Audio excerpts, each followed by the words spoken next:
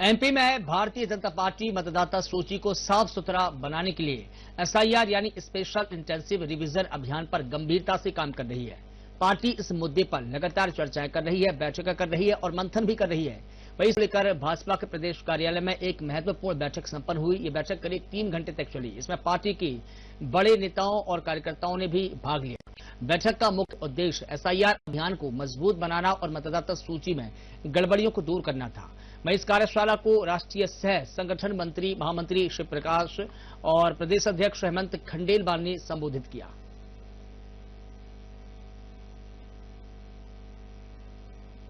नमस्कार दर्शकों, आप देख रहे हैं साधना न्यूज। मैं हूं आपके साथ सानी सहारने। दर्शकों, इस वक्त हम खड़े हैं प्रदेश कार्यालय भाजपा के और आज का दिन बहुत ही खास है क्योंकि आज 4 नवंबर को भारतीय जनता पार्टी एसआईआर के लिए विशेष रूप से प्रदेश राज्य स्तरीय कार्यशाला करने जा रही है। इस वक्त कार्यशाला चालू है। हमें इंतजार है, आज हेमंत खंडेलवाल जी जैसे ही बाहर आएंगे हम उनसे जानकारी लेंगे कि कार्यशाला में उन्होंने क्या कुछ कहा। ये कार्यशाला एसआईआर को लेकर है क्योंकि आने वाले चुनाव उसकी तैयारियां भारतीय जनता पार्टी ने पहले से ही शुरू कर दी हैं। जैसे कि दर्शकों आपको बताना चाहेंगे कि इस बार भारतीय जनता पार्टी ने एसआईआर को लेकर, जिसमें कि आपको पीछे हम दिखा रहे हैं कि विशेष गहन पुनरीक्षण 2025 एसआईआर को लेकर एक विशेष कार्यशाला, इसमें यह बताया जाएगा कि कैसे बीएलओ आपके घर तक आएंगे, कैसे आपका नाम, आपकी पूरी जानकारी जुटाई जाएगी, क्या कुछ पहले से जो अगर आपके वोटर कार्ड में गलतियां हैं उसको सुधारी जाएंगी। और आपसे भी अनुरोध है कि आप अपने वोटर आईडी को सुधारने के लिए जब बीएलओ आपके घर आए तो उनको सहयोग करें। जो कुछ वो जानकारी मांगते हैं उन्हें दे दी जाए क्योंकि वो नई जानकारी नई अपडेट के साथ इस बार वोटर आईडी अपडेट होगा। और एसआईआर मतलब विशेष गहन पुनरीक्षण 2025, क्योंकि अब ये बिहार में भी चालू हो गया है। बिहार में भी अब जल्दी नतीजे आने वाले हैं और ऐसे ही अब मध्य प्रदेश में भी राजनीति जो आने वाला समय है चुनाव को लेकर, उसके लिए सभी संगठन, प्रदेश संगठन के जितने भी लोग हैं वो भी लगे हुए हैं। आज हेमंत खंडेलवाल जी प्रदेश अध्यक्ष, वो भी आज अंदर अभी अपना वक्तव्य दे रहे हैं। साथ में शिव प्रकाश जी भी आए हैं, राष्ट्रीय संगठन महामंत्री, वो भी अंदर बैठे हुए हैं, वो भी अपना वक्तव्य देंगे और क्या कुछ कहेंगे थोड़ी देर में पता चल जाएगा। पर आपसे यही कहना चाहेंगे कि ये जो राज्य स्तरीय कार्यशाला है बहुत ही महत्वपूर्ण है और इसको लेकर आज एसआईआर को लेकर बहुत कुछ नई जानकारियां इस कार्यशाला के बाद हमें पता चलेंगी। तो कुछ ही देर बाद ये अपडेट आपके सामने प्रस्तुत करेंगे। देखिए, कांग्रेस बीच में वोटर लिस्ट को लेकर बात करती है। जब वोटर लिस्ट की गहनता से जांच हो रही है और वोटर लिस्ट पे चुनाव आयोग हर तरह से परीक्षण कर रहा है तो चुनाव आयोग को इसका स्वागत करना चाहिए। अब उनका नेटवर्क नीचे कमजोर है, वो बीएलए 2 की घोषणा नहीं कर पा रहा है, उनको लोग नहीं मिल रहा है, तो इसमें हमारा क्या लेना देना। कांग्रेस अपनी चिंता खुद करे कि उनके पास कार्यकर्ता होने चाहिए और वे भी सहयोग करें। हम सबका फर्ज है कि हर मतदाता जिसको चुनाव में वोट देने का राइट है उसका नाम आना चाहिए और ऐसा मतदाता जो गलत है, जो घुसपैठिया है या जो जिसका नाम कहीं और जगह है उसका उस वोटर लिस्ट पे नाम नहीं होना चाहिए। ये हर नागरिक की, हर दल की जिम्मेदारी है कि हम एसआईआर में सहयोग करें और सही मतदाता सूची बनाएं ताकि लोकतंत्र सही दिशा में चल सके, लोकतंत्र और मजबूत हो सके। देखिए, ठीक चुनाव के पहले अगर एसआईआर होती या कुछ होती तो आरोप लगाना का कोई मतलब होता। आज तो चुनाव को 2-2.5 साल है और सभी को आपत्ति लेने का, सभी को अपनी बात रखने का मौका है और एक पारदर्शी तरह से काम हो रहा है। मैं समझता हूं कांग्रेस ने तो इसका स्वागत करना चाहिए कि सही मतदाता का नाम वोटर लिस्ट में रहे और गलत मतदाता का नाम वोटर लिस्ट से हट जाए। इसमें कांग्रेस को क्या आपत्ति है, उसने सहयोग करना चाहिए। चुनाव आयोग की पूरी प्रक्रिया में पूरी ट्रांसपेरेंसी है, उसमें उन्होंने भी सहयोग करना चाहिए और सभी ने करना चाहिए।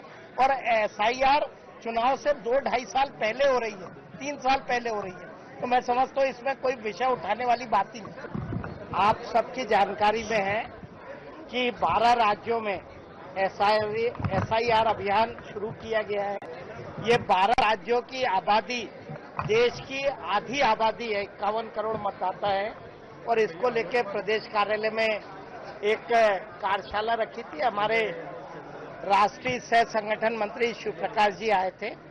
इसमें जैसा चुनाव आयोग ने हमसे अपेक्षा की है कि बीएलए 1 की नियुक्ति प्रदेश अध्यक्ष करे। 230 विधानसभाओं में वो सारी नियुक्ति हमारे द्वारा की जा रही है और बीएलए 1 बीएलए 2 की नियुक्ति करेगा जो बूथ स्तर पे इस अभियान में भाग लेंगे। आप सबकी जानकारी में है कि 2003 का मतदाता तो इस सूची में एज इट इज रहेगा, लेकिन उसके बाद चुनाव आयोग ने जो प्रमाण मांगे हैं उसके बाद बाकी मतदाता भी उसमें शामिल हो जाएगा, जो फ्लोटिंग मतदाता है, जो नया मतदाता है। और एक तरह का ये पुनरीक्षण है। आजादी के बाद कई बार कांग्रेस की जब सरकारें रही उस समय भी ये अभियान चला और ये चुनाव आयोग का नियमित कार्य है और इसमें हमारा जो हमारे BLA 1 है, BLA 2 है, वे शासन का सहयोग करें, इस निमित्त आज ये कार्यशाला रखी गई। दर्शकों, हमारे साथ इस वक्त एक महत्वपूर्ण हस्ती प्रदेश अध्यक्ष महिला मोर्चा माया नारोलिया जी उपस्थित हैं। आइए उनसे बात करते हैं। माया जी, बहुत बहुत स्वागत है हमारे चैनल पर आपका। जैसे कि महिला मोर्चा के लिए आप एक आइकॉन हैं, आप एक चेहरा हैं, और अभी जो SIR को लेकर अंदर कार्यशाला चल रही है उसको लेके क्या कहेंगे? भारतीय जनता पार्टी के संगठन में एक सतत प्रक्रिया है। कोई भी देशव्यापी कार्यक्रम आता है तो भारतीय जनता पार्टी कार्यकर्ताओं के साथ बैठकर उस कार्यक्रम को अंजाम देती है। आज पूरे देश के अंदर मतदाता पुनरीक्षण का जो कार्यक्रम चल रहा है, निश्चित रूप से हम सब लोगों के लिए वो बहुत अनमोल कार्यक्रम है और वो सारी चीजें हमारे BLO, जो सरकारी BLO हैं, उनके साथ हमारे भारतीय जनता पार्टी के जो BLO और संयोजक रहेंगे वो भी घर घर जाएंगे और घर घर जाकर मतदाता को जो आवश्यक चीजें हैं, जो आवश्यक दस्तावेज है, वो लेकर एक मतदाता का नाम एक ही वोटर लिस्ट में रहे, दो जगह उसका नाम ना रहे। अगर कहीं दो जगह उसका नाम है तो उसको कटवाने का काम करेंगे। किसी का नाम अगर नहीं जुड़ पाया है उसको जुड़वाने का काम करेंगे। और बहुत सी ऐसी चीजें बताई गई हैं जिससे मतदाता के मन में थोड़ा सा भय है कि ये इतने पुराने दस्तावेज हम कहां से लेकर आएंगे। तो ऐसा कुछ नहीं है। जब BLO, भारतीय जनता पार्टी के और सरकारी BLO घर घर जाएंगे तो हम लोग उनको समझाएंगे कि अगर अपने किसी भी परिवार का नाम किसी मतदाता सूची में पहले से है तो उसके विहेप पर भी आपका मतदाता सूची में नाम वहां पर जुड़ सकता है। माया जी, आपका मतलब आपकी बात मतलब महिलाओं की बात, यदि हम महिलाओं का की भूमिका देखें इस SIR में तो कितनी सशक्त है, कितना काम उनको संगठन सौंपने जा रहा है SIR को लेकर? महिलाओं की भूमिका भारतीय जनता पार्टी के संगठन में, भारतीय जनता पार्टी की सरकार में बहुत अधिक महत्वपूर्ण है। और हमारे देश के यशस्वी प्रधानमंत्री नरेंद्र मोदी जी महिला कहते यथार्थ रूप में महिला सशक्तिकरण को आगे बढ़ाने का काम किया प्रधानमंत्री नरेंद्र मोदी जी ने किया है। क्योंकि नारी शक्ति वंदन अधिनियम इतने दिनों से पास क्यों नहीं हुआ? अन्य सरकारें क्यों नहीं चाहती थी कि महिलाओं को 33% का आरक्षण लोकसभा और विधानसभा में मिले? वो दृढ़ इच्छा शक्ति अगर किसी में थी तो देश के यशस्वी प्रधानमंत्री नरेंद्र मोदी जी में थी। उन्होंने लोकसभा में, राज्यसभा में उस बिल को पास करवाने का काम किया और सर्वसम्मति से वो बिल पास हुआ। और अब आने वाले समय में हमारी कितनी बहनें MP और MLA बनेंगी, ये महिला सशक्तिकरण का जो हमारी भारतीय जनता पार्टी ने बीड़ा उठाया है वो आपको आगे आने वाले समय में दिखेगा।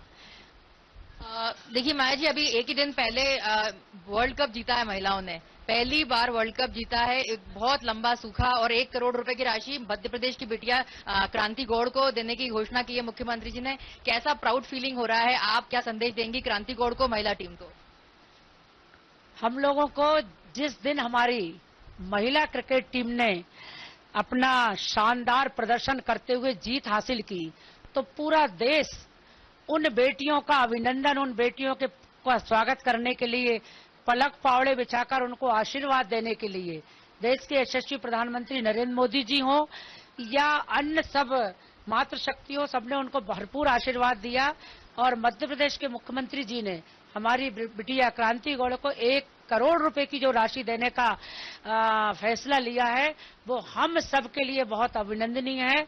मैं समस्त मातृशक्ति की ओर से, समस्त महिला मोर्चा की ओर से और समस्त भारतीय जनता पार्टी की ओर से हमारे मध्य प्रदेश के माननीय मुख्यमंत्री जी डॉक्टर मोहन यादव जी जो बेटियों को खेलों को आगे बढ़ाने में अपना बहुत अहम योगदान दे रहे हैं, उनका हम बहुत बहुत अभिनंदन करते हैं। और आने वाले समय में हम सब मिलकर हमारे लाडले मुख्यमंत्री जी का अभिनंदन करेंगे, क्योंकि हमारी लाडली बहनों की राशि भी उन्होंने बढ़ाने का काम किया है। सावन के त्यौहार पर उन्होंने अतिरिक्त 250 रुपए की राशि दी है, भाई दूज के त्यौहार पर 250 रुपए की राशि दी है। अब अगले महीने से 1500 रुपए की राशि मिलेगी और धीरे धीरे ये राशि 3000 रुपए तक जाएगी।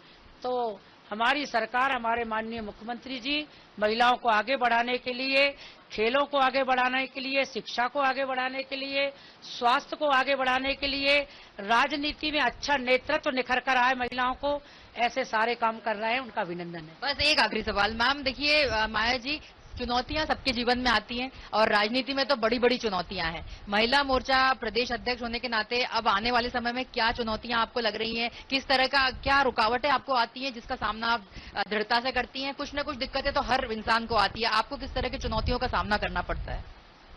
देखो, किसी भी क्षेत्र में चुनौतियां तो आती हैं, लेकिन चुनौतियों का सामना हंसते हंसते और साहस के साथ और उत्साह और उमंग के साथ करेंगे तो वो चुनौतियां भी हमें हो जाती हैं। तो सारी चुनौतियां हमारे सामने जितनी आती हैं, हम बहुत सहजता से उसको स्वीकार करते हैं, क्योंकि शुरू से भारतीय जनता पार्टी के संगठन में मैं रही हूं और निरंतर मैं महिला मोर्चा के कामों को करती रही हूं। तो इतना अनुभव तो हो गया है कि किस चुनौती का जवाब और किस चुनौती का सामना किस रूप, उसका ज्ञान हो गया है। बहुत बहुत धन्यवाद माया जी। ये थी हमारे साथ माया नारोले जी, जो कि एक महिला सशक्तिकरण का एक सशक्त चेहरा है। मध्य प्रदेश की महिलाओं की बात प्रखरता से, प्रमुखता से उठाती आई हैं और महिलाओं के लिए हमेशा उनके साथ, उनके सुख दुख में साथ खड़ी रहती हैं।